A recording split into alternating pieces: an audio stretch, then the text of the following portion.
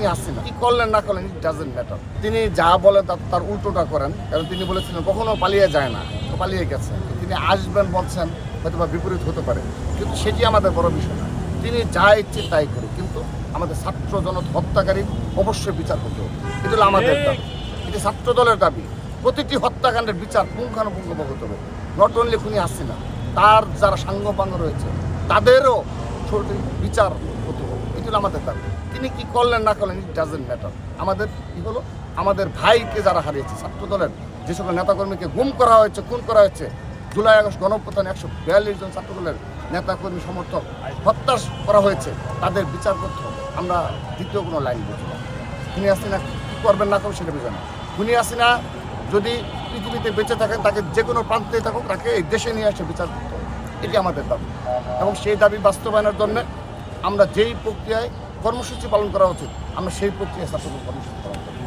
এটি আমরা কখনো গ্রাহ্য করছি না, এই কারণে যে আপনি দেখেন, যিনি তার পরিবারের সবাইকে আর 7 দিন আগে দেশ থেকে তিনি নির্দেশনা দিয়েছিলেন, এবং সেফ এক্সিট যাকে বলে, এমনকি যারা বিগত সময়ে এই দেশের অবৈধ মন্ত্রী ছিল, অবৈধ এমপি ছিল, তার পরিবারের সদস্য যারা, সবাইকে তিনি সেফ এক্সিট দিয়েছেন 5 আগস্টের আগে। কিন্তু তার কিছু অল্প কিছু নেতাকর্মীর সমর্থক রয়েছে, যারা জেনে হোক না বুঝে হোক, তারা 5 আগস্ট পর্যন্ত দেখেন সাধারণ জনগণের বিরুদ্ধে দাঁড়িয়েছে। দেখো তাদের পরিণতিটা কি।